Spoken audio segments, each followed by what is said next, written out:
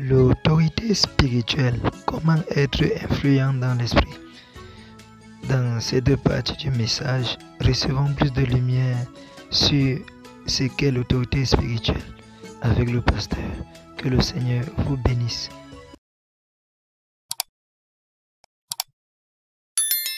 On a vu hier que c'est en observant finalement Christ que nous pouvons aussi vérifier, mesurer, voir d'où venait cette autorité spirituelle qui reposait sur lui. Nous avons commencé à voir dimanche dans le premier message, puis lundi soir, hier au soir, ceux qui faisaient l'autorité de Christ.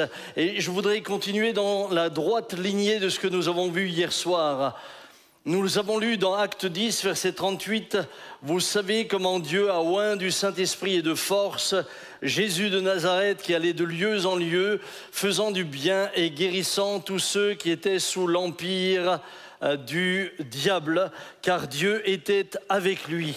Dieu a oint du Saint-Esprit et de force Jésus de Nazareth. » Nous avons également vu hier soir à quel point le Saint-Esprit est présent depuis la création, que nous soyons là à la Genèse ou à la Genèse de la création de la terre, ou que nous soyons à la Genèse de la création de l'homme au travers de la personne d'Adam. Nous avons vu de quelle manière l'Esprit de Dieu agissait, et l'Esprit de Dieu était essentiel à ce moment-là. Puis nous avons vu qu'au travers du péché, nous avons été déconnectés de la présence de Dieu, déconnectés de l'Esprit qui était venu en Adam, qui était appelé à être éternel. Nous avons été séparés. Mais voilà que Jésus est venu au milieu des hommes. Jésus s'est fait homme. Jésus est parfaitement et entièrement Dieu. Et en tant que Dieu, il se fait homme pour venir au milieu de nous et nous a reconnectés. Nous avons vu hier soir comment de cette manière-là, nous sommes devenus également le temple du Saint-Esprit. Alors que le temple de Jérusalem n'avait plus lieu d'être, vous et moi, nous sommes devenus ces temples dans lesquels il se trouve. Puis, nous sommes allés plus loin et nous avons regardé au travers du tabernacle et du temple, à quel point, lors de la dédicace, les sacrificateurs ont dû se retirer, mais lorsqu'il y a eu la dédicace de l'Église à Jérusalem, lors de la Pentecôte, le Saint-Esprit descendra sur ceux qui sont là.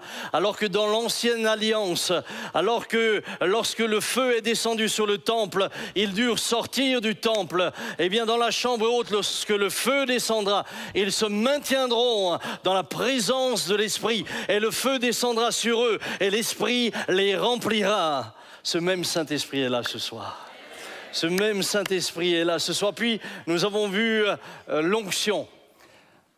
Nous avons vu l'onction et Samuel va oindre David selon l'ordre de l'Éternel. Nous avons vu que Samuel prit la corne d'huile et l'oignit au milieu de ses frères. L'Esprit de l'Éternel s'empara de David à partir de ce jour et après. Et j'aimerais vous dire que ce qui s'est passé hier soir, pour moi, était plus qu'une image. Il y avait là une vraie direction prophétique dans laquelle Dieu me disait, au moment où tu feras ça, je répandrai mon esprit sur le peuple de Dieu. Mais j'aimerais vous dire, il y a une bonne nouvelle. L'huile ne s'est pas arrêtée de couler. L'huile coule encore ce soir. L'huile ne s'est pas arrêtée de couler. Elle est descendue sur la barbe d'Aaron. Elle est descendue sur ses vêtements. Elle est descendue sur lui, mais elle descend sur chacun d'entre nous. Et je crois que cette huile, et c'est ça la bonne nouvelle, continue à couler comme du temps d'Élisée. Lorsque la veuve n'avait pas d'huile, il lui dira qu'une chose, amène des vases vides, amène des vases vides. Et aussi longtemps qu'il y eut des vases vides, les vases se remplirent et les vases cessèrent de se remplir jusqu'au dernier. Et je crois que les vases ne cesseront de se remplir jusqu'au dernier. Mais mon souhait et mon désir, c'est que le dernier soit le dernier des pécheurs qui se convertissent après que nous ayons annoncé l'évangile à tous les hommes. Nous sommes des vases de terre et nous sommes appelés à être remplis du Saint-Esprit. C'est pourquoi dans ce lieu, eh bien, nous allons bientôt agrandir ce lieu pour accueillir plus de vases, pour qu'il y ait plus de place, pour que plus d'hommes et de femmes puissent recevoir, eh bien, cet esprit qui vient d'en haut, pour que plus d'hommes et de femmes soient oints. Je voudrais continuer maintenant en posant la question, mais finalement, pourquoi sur la tête? Pourquoi l'huile a été versée sur la tête? Pourquoi l'huile n'a pas été versée ailleurs? Bien sûr, nous verrons quand le sacrificateur était oint, qu'on oignait son gros doigt de pied et son pouce pour qu'il marche selon Dieu, pour qu'il agisse selon Dieu, et on l'oignait sur la tête. Mais j'aimerais vous dire ce soir que nous avons besoin de l'onction, et l'onction commence par la tête, parce que nous avons besoin de voir notre manière de penser changer. Lorsque l'Esprit de Dieu vient, il va changer, il change ta manière de penser. Il change ta manière d'être, il change ta manière de regarder. Lorsque David va se présenter devant Goliath, David vient avec un autre état d'esprit. David est l'homme oint. David vient avec d'autres pensées. David vient avec d'autres préoccupations. Saül, l'homme qui avait été oint, l'homme qui avait l'onction mais qui l'a perdu et qui n'était plus que dans la fonction, lui va raisonner. Il va raisonner avec le peuple. Il va devenir de ces pragmatiques. Il va réduire la scène qui est devant lui en la rationalisant. Mais j'aimerais vous dire, chers amis, que quand vous rationalisez les choses, vous les diminuez. Et vous les diminuez à votre échelle, c'est-à-dire que vous les limitez à ce que vous êtes, à ce que vous pouvez faire. Rationaliser, c'est simplement réduire Dieu à votre échelle. Mais Dieu ne se réduit pas à votre échelle. Et c'est pourquoi lorsque l'Esprit vient, il change notre manière de penser. Il est dit dans Éphésiens 4, 23 que nous sommes renouvelés dans l'esprit de notre intelligence. Renouvelés.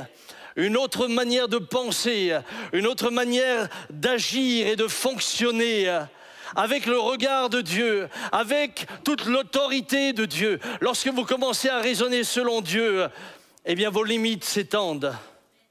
Vous ne pouvez pas étendre les cordages de votre tente si vous n'avez pas étendu les limites de votre manière de penser. Et les limites de votre manière de penser dépendent de l'Esprit de Dieu. Vous et moi, bien-aimés, nous avons besoin de voir l'Esprit de Dieu agir. Pourquoi? Parce que l'intelligence peut concevoir les choses de Dieu. Écoutez ce que dit Paul, toujours aux Éphésiens. Voici donc ce que je dis et ce que je déclare dans le Seigneur, c'est que vous ne devez plus marcher comme les païens qui marchent selon la vanité de leurs pensées. Ils ont l'intelligence obscurcie. Ils sont étrangers à la vie de Dieu à cause de l'ignorance qui est en eux, à cause de l'endurcissement de leur cœur. L'onction de l'Esprit nous est indispensable. Ceux qui ne connaissent pas Dieu ne comprennent pas les choses de Dieu. Elles sont illisibles pour eux. Ils ne peuvent pas les saisir. Mes amis, les choses de Dieu les dépassent. Lorsque eux parlent de la foi, ils parlent de tradition. Ils parlent de règles, ils parlent de rites qu'ils essayent plus ou moins de respecter. Mais au fond, leur vie n'est pas changée. Ils ne vivent pas selon Dieu. La foi t'amène à vivre selon l'enseignement de Christ. La foi t'emmène à changer littéralement de vie. La foi t'emmène à crucifier la chair pour vivre selon l'esprit. Et tu ne peux pas vivre selon la chair et marcher selon l'esprit. C'est l'un ou l'autre. C'est pourquoi l'apôtre Paul nous invite à ne pas vivre selon la chair, mais selon l'esprit. Cependant, cette foi naît de l'onction, cette foi naît de l'esprit, cette foi naît seulement par le Saint-Esprit. C'est le Saint-Esprit qui va rendre ta foi vivante. C'est le Saint-Esprit qui va te rendre capable de croire que l'impossible est possible au travers de l'œuvre de Dieu. Sinon, tu vas le croire intellectuellement. Mais intellectuellement, même si tu me dis « je le crois », tu ne le saisiras pas et tu ne pourras jamais faire les actes de foi qui te permettent de voir la gloire de Dieu. Comprenez cela, c'est extrêmement important. Je sais que même dans nos églises pentecôtistes, charismatiques, baptisez-les comme vous voulez, je sais que dans les églises, beaucoup de gens me disent « mais je crois ». Cependant, leur foi ne leur permet pas de saisir les choses de Dieu parce qu'ils ont une foi intellectuelle et non pas cette foi de Dieu. Venu par le Saint-Esprit, donné par le Saint-Esprit, qui vous permet alors de saisir les choses de Dieu. Lorsque vous parlez comme cela aux yeux du monde, vous passez pour un fou. Vous passez pour un fou. Écoutez, lorsque vous rentrez chez vous, ils se sont rendus compte que vous étiez absent pendant une semaine. Pour la plupart d'entre eux, vous étiez à Courchevel pour faire du ski. Et là, vous allez rentrer, et puis ils vont vous interroger. Alors, c'était bien à Courchevel, t'as fait du ski? Ah, j'étais pas à Courchevel. Ah bon, vous étiez où? À Mulhouse. Ah? Bon, déjà rien que ça. Rien que ça, c'est surprenant. Tu vois, le type, il prend une semaine de vacances à Mulhouse. Encore à Paris, à Lyon, à Strasbourg, à Mulhouse. Puis là, alors, évidemment, un peu décontenancé, ils vous poseront la question, mais vous êtes allé à Mulhouse pour la gastronomie alsacienne, parce que sûrement qu'à Mulhouse, il y a des restaurants, la choucroute, tout ça. Non. Non. Ah, vous n'avez pas fait le tour des... Non, on est allé pour ne pas manger.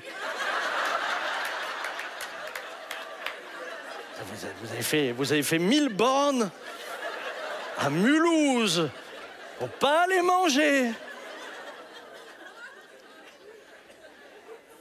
Ah bon, vous avez visité un peu la ville? Non. Ah bon? Vous avez fait quoi? On était dans une salle.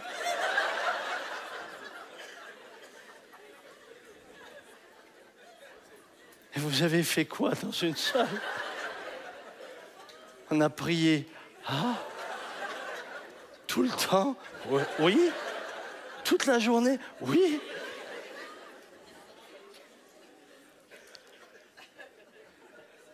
Ils finissent de la manière suivante. Chacun son trip, hein? Ouais.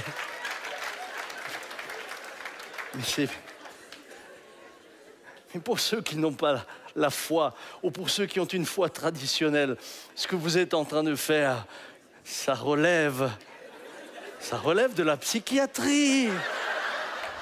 C'est pas normal. Ils sont pas normaux. Ils sont pas bien. Ça, c'est ce qui se passe lorsque un homme est animé par l'esprit. Il commence à avoir une vie qui devient difficile à cerner pour ceux qui ne vivent pas cette vie-là. Mais cet homme-là peut commencer aussi à être en communion avec Dieu par le Saint-Esprit. Cet homme-là commence alors à vivre selon l'Esprit, à croire ce que dit l'Écriture, à croire ce que l'Esprit inspire et à agir en conséquence. Cet homme-là commence à entendre et recevoir des ordres de Dieu et il va devenir capable d'exécuter les ordres que Dieu lui donne, même si ces ordres dépassent le raisonnement. Comprenez-moi bien. Non pas que Dieu soit tout le temps en train de nous dire des choses qui ne soient pas raisonnables, loin de là. Mais dans certaines situations, il peut nous conduire dans des situations où nous sommes obligés de ne plus que compter sur lui parce que ce qu'il nous demande de faire n'a aucun rapport avec ce que l'on peut comprendre dans le quotidien. Lorsque Dieu parle à Josué et lui dit de faire le tour de la ville dans le chapitre 6, « Vous, tous les hommes de guerre, faites une fois le tour de la ville. Tu feras ainsi pendant 6 jours. 7 sacrificateurs porteront devant l'arche 7 trompettes retentissantes. Le 7e jour, vous ferez 7 fois le tour de la ville. Et les sacrificateurs sonneront des trompettes quand ils sonneront de la corne retentissante. Quand vous entendrez le son de la trompette, tout le peuple poussera des cris. Alors la muraille de la ville s'écroulera et le peuple montera chacun devant soi. » Est-ce que vous voyez aller partager ça à vos généraux? Vous savez, moi j'aime me remettre dans le contexte et je me dis, je vais voir mes généraux et je leur dis, nous allons conquérir Jéricho. Puis là déjà, ils s'attendent à la stratégie. Comment allons-nous les encercler? Où allons-nous mettre nos catapultes? Alors Josué, quel est le plan? On va tourner autour le premier jour. Et là, il y a des généraux malins qui se disent, ça c'est une bonne idée, ça nous permettra de faire une reconnaissance de terrain. Et le deuxième jour, on refait le tour. Et là, les plus perspicaces se disent « Ah, c'est bien, si on a oublié quelque chose le premier tour, on le verra le deuxième. » Et le troisième jour, on tourne encore. Et le 6e jour, on tourne encore. Est-ce que vous saisissez? Ces hommes vont devoir obéir à une règle qui est inacceptable pour l'intelligence. Pourtant, c'est ainsi que Dieu va agir. Et le dernier jour, on va tourner 7 fois autour de Jéricho. Je ne sais pas si vous avez déjà été à Jéricho. J'ai été à Jéricho. Il fait une chaleur de plomb. Une fois que tu as tourné une fois, tu es content de rentrer. 7 fois, tu as épuisé l'armée. Ah, c'est une bonne idée. On les épuise avant l'assaut. Mais c'est de cette manière-là que Dieu renverse les murailles. Je vais vous amener à quelque chose de concret. Je suis en Allemagne avec mon père à l'époque. Et puis tout d'un coup, je vois une jeune fille, une jeune femme, elle devait avoir une 30aine d'années. Elle court vers mon père et elle l'embrasse. Elle lui dit « Papa, papa, je suis tellement heureuse de te voir. »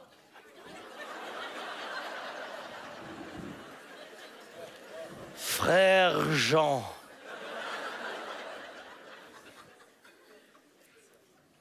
Puis là, elle commence à parler et elle explique.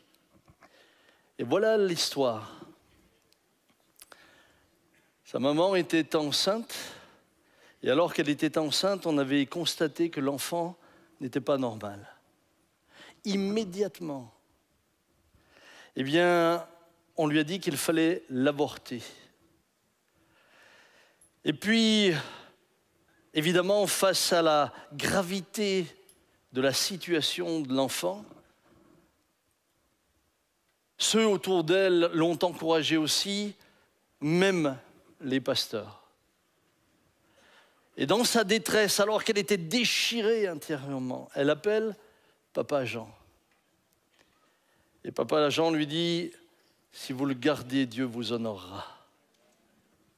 Alors elle l'a gardé contre la volonté de tous ceux qui étaient là.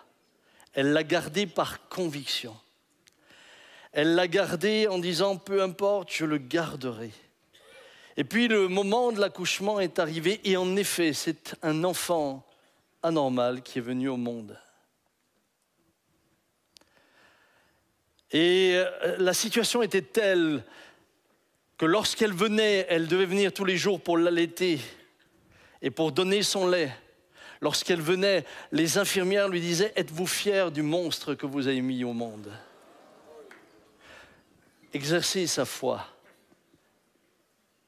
c'est être prêt à défier aussi ces moments-là. Et puis, évidemment, cette femme torturée par la pression, par l'incompréhension de la famille, va rappeler mon très cher papa. Et l'entendant au bout du fil, parce qu'il lui avait donné ce conseil, il lui dit « Je me déplacerai et je viendrai vous voir ». Et elle s'est déplacée, elle est allée sur place. Et elle a vu cet enfant qui en effet n'était pas un enfant comme les autres. Elle a prié pour cet enfant-là. Et le temps a passé. Et Dieu a commencé à faire une œuvre de guérison. Et la jeune femme qui sautait dans les bras de mon père, c'était cette jeune femme de 30 ans. Une belle jeune femme que j'ai vue totalement normale. Totalement normale. Mon frère, ma sœur, quand je vous parle de l'esprit, quand je vous parle de l'onction, quand je vous parle de nos raisonnements qui sont souvent réducteurs et qui nous empêchent de croire ce que Dieu dit, c'est parce que nous savons ce que signifie aller à l'encontre des bien-pensants, aller à l'encontre de tout ce qui parfois peut se dresser. Sommes-nous contre la médecine? Oh Dieu que non, j'ai même un médecin dans ma famille. Ça n'a rien à voir avec être contre la médecine, ça n'a rien à voir avec être contre la raison ou contre la logique. Ça a juste à voir avec le fait d'être un homme de Dieu, une femme de Dieu, qui peut et qui a choisi de suivre ce que le Seigneur lui dit. Et si tout le monde va à gauche et que Dieu lui dit d'aller à droite, alors il ira à droite, même si tout le monde va à gauche. Et si tout le monde va skier à Courchevel, lui, il va venir dans une salle pour jeûner et prier pendant une semaine.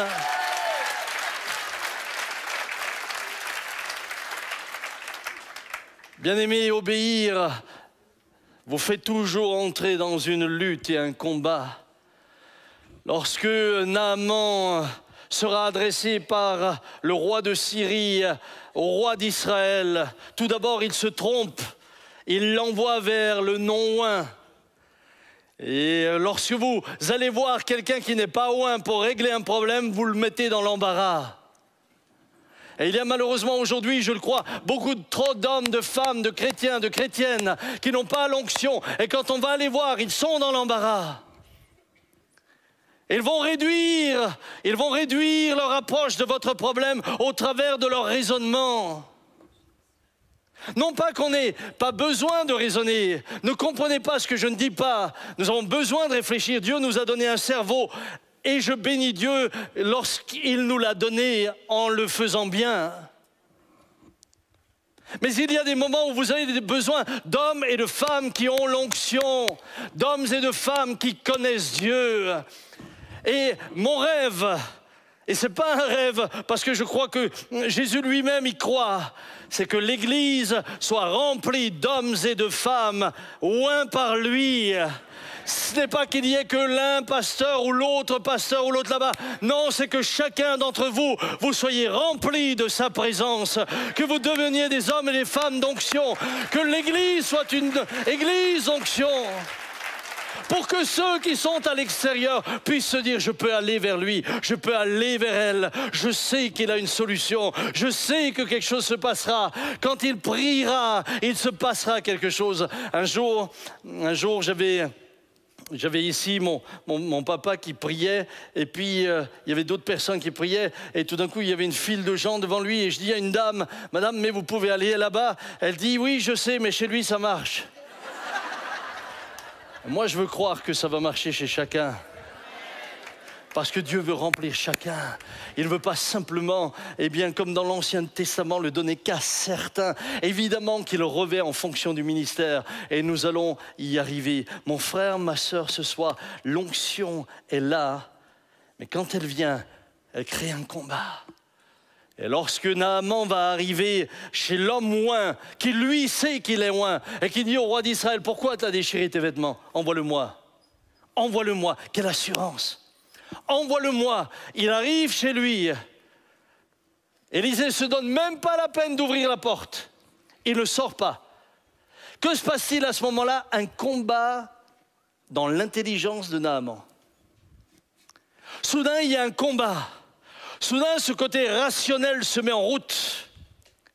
Et à cause de ce côté rationnel, il est presque mort. Pourquoi? Parce que s'il n'y avait pas eu un humble serviteur qui lui dise Il ne te demande pas grand-chose, ne veux-tu pas le faire? Il serait retourné chez lui et il serait mort de la lèpre. Notre rationalisme peut nous tuer spirituellement. Veillez à cela.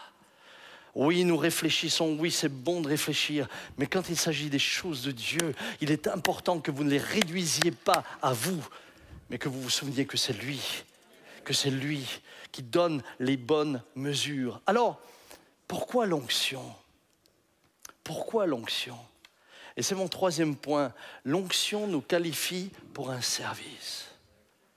L'onction nous qualifie pour un service. Si ce soir tu es là, et si tu as décidé de toute manière de ne pas servir, ne demande même pas l'onction. L'onction n'a jamais été donnée pour que tu puisses aller à Courchevel faire du ski. Par contre, je peux te dire que tu peux aller loin du Saint-Esprit faire du ski à Courchevel. Mais l'onction t'est pas donnée pour ça.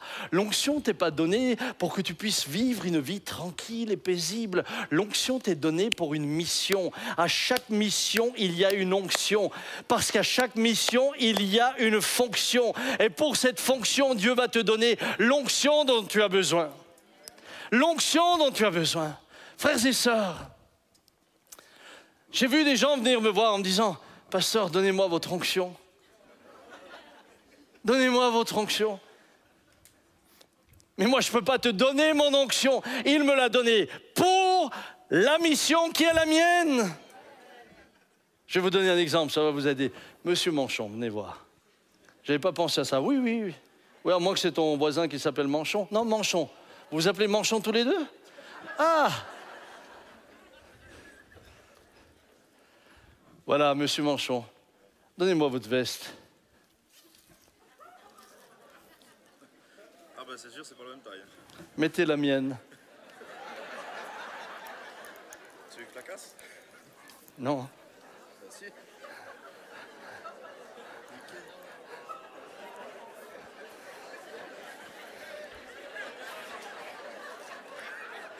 Ça, c'est un homme d'une grande onction. J'ai trop d'onction pour moi. J'en ai pas assez. Ouais, si on devait fermer les boutons, j'ai peur que quelqu'un se le prenne dans l'œil. Hein? Frères et sœurs, demander l'onction de l'autre, c'est ridicule. Parce que l'onction que tu la reçois pour ton ministère, pour ta vie à toi, pour la destinée que Dieu a pour toi. Il y a aussi, écoutez bien, sur terre, chacun a une empreinte digitale unique. Elle est unique. Tu ne trouveras pas deux fois la mienne. Jamais. Eh bien, j'aimerais te dire, comme il y a une empreinte digitale unique, il y a une empreinte spirituelle unique. Unique.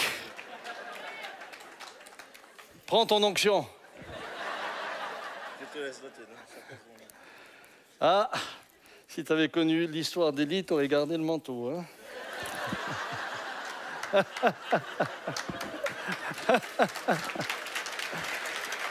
Il faut. Ça, c'est mon côté un peu charrieur. Ouais. Regardez ce qu'il est dit. Dans l'ancienne alliance, on oignait les rois, comme nous l'avons entendu. Dieu va envoyer Élie.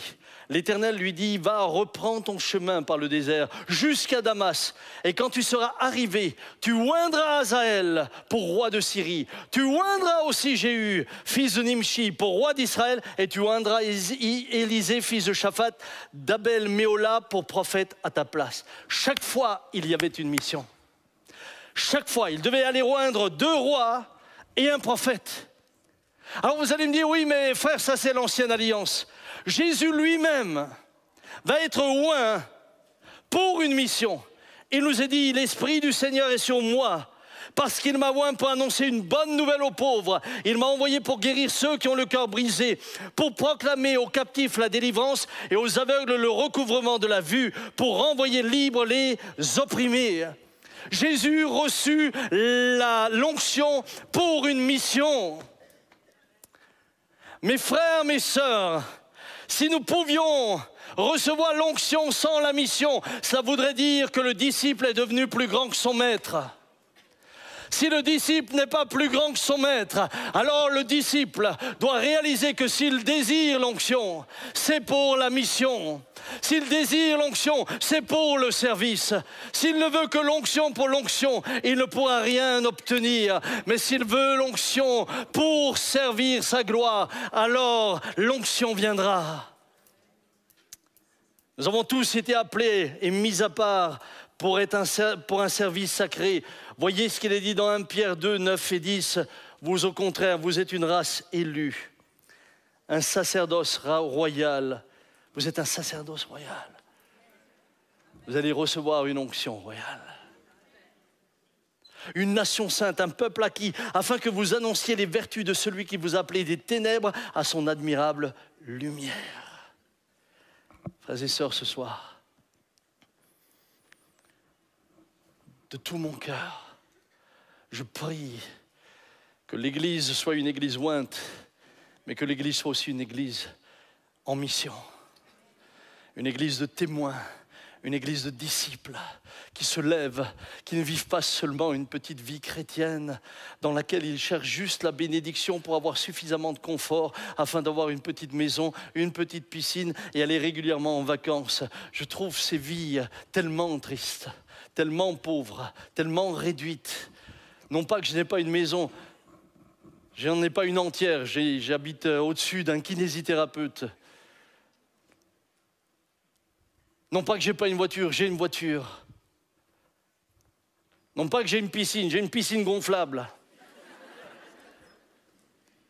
Mais tout ça pour moi n'a aucune valeur en dehors du service pour le Seigneur. Ces choses sont là pour que je puisse habiter, ces choses sont là pour que je puisse me reposer. Mais ma mission, c'est d'annoncer l'évangile à tous les hommes, où que je sois, où que je me trouve. Et cette onction est là pour me permettre d'accomplir la mission. Car voyez-vous, pour accomplir la mission, il vous faut l'onction, parce que la mission est accompagnée de signes surnaturels. Voici les signes qui accompagneront ceux qui auront cru. Qui croit ? Voici les signes qui les accompagneront. Bien-aimés, écoutez bien, ces signes-là ne peuvent s'accomplir que par l'onction de l'Esprit dans vos vies. C'est littéralement impossible de vivre les signes s'il n'y a pas l'autorité de l'Esprit pour que les guérisons aient lieu, s'il n'y a pas l'autorité de l'Esprit pour que les démons soient chassés, s'il n'y a pas l'autorité de l'Esprit pour que les malades soient guéris. Quand on impose les mains à un malade, rationnellement, ça ne veut rien dire. Sincèrement, scientifiquement et médicalement, viens voir là, Claude, s'il te plaît. Quel est le rapport entre... Qu'est-ce que tu as comme maladie? Non, il est en bonne santé. Il m'a dit, j'ai une femme. Ah, c'est... Ah, je voulais pas le dire, ça m'a échappé. Ça m'a échappé.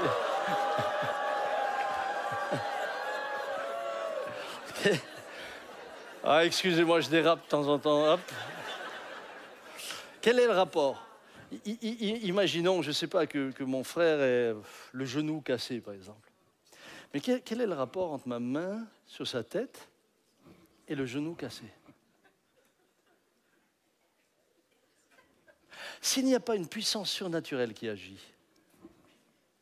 rien ne se passe. Lorsque la femme à la perte de sang est venue toucher Jésus, il est dit qu'une force sortit de lui. Et lui s'arrêta en disant « Quelqu'un m'a touché ». C'est-à-dire quelqu'un m'a touché suffisamment autrement que les autres, avec foi pour que le Saint-Esprit qui est en moi pénètre cette personne. Parce que j'aimerais vous rappeler que la force qui est sortie de Jésus dans cette femme, elle se nomme le Saint-Esprit. Vous recevrez une puissance, le Saint-Esprit, survenant sur vous. Et vous serez mes témoins. Ce qui expliquera la guérison, c'est la puissance du Saint-Esprit. C'est la puissance du Saint-Esprit.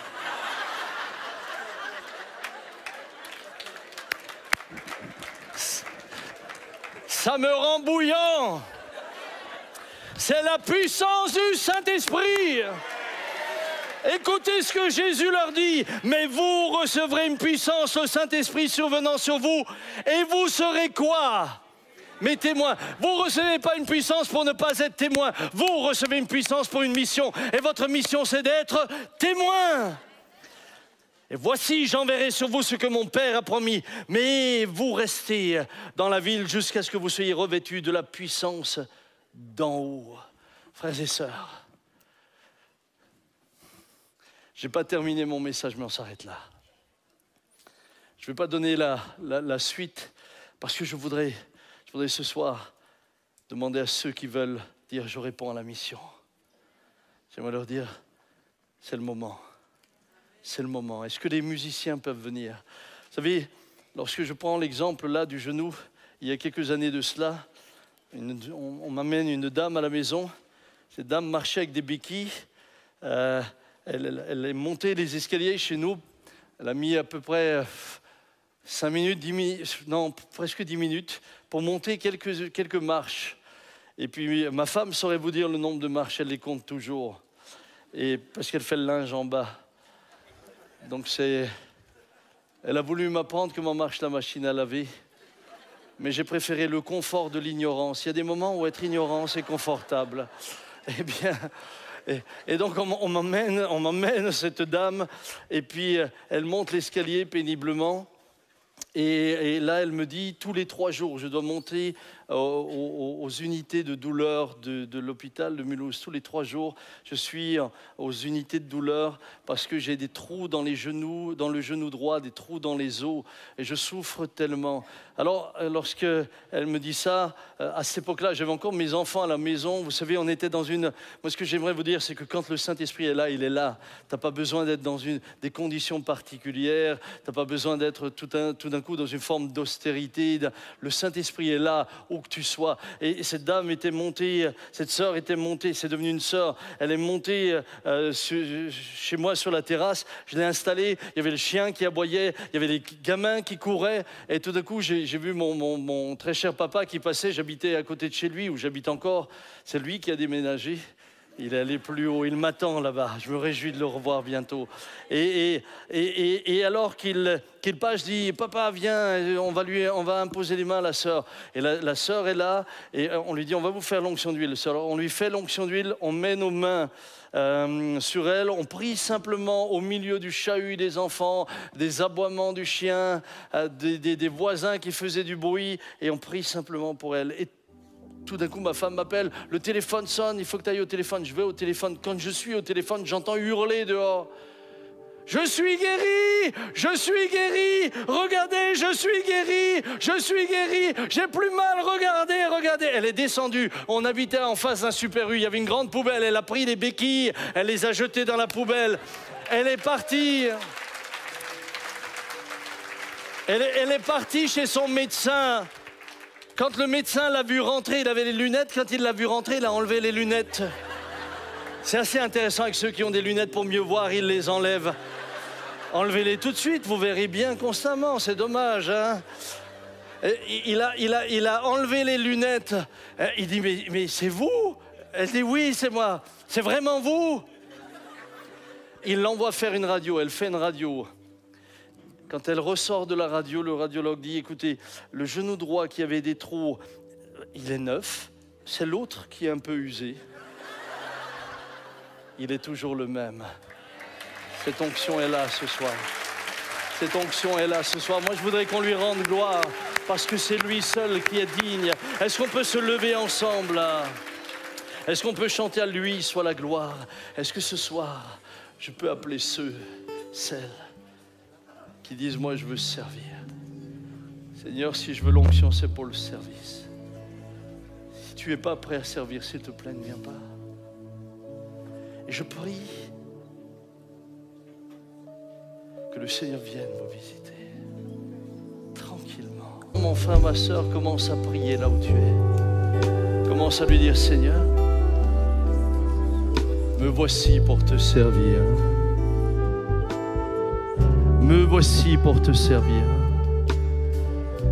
Seigneur, je me tiens devant toi, me voici pour te servir. Mes frères, mes sœurs, vous qui êtes à genoux, vous qui le servez déjà, vous qui êtes debout, vous qui êtes déjà pleinement engagés, soyez bénis et priez pour eux. Et vous qui êtes à genoux, dites-lui, Seigneur, j'ai compris que l'onction était là pour une mission.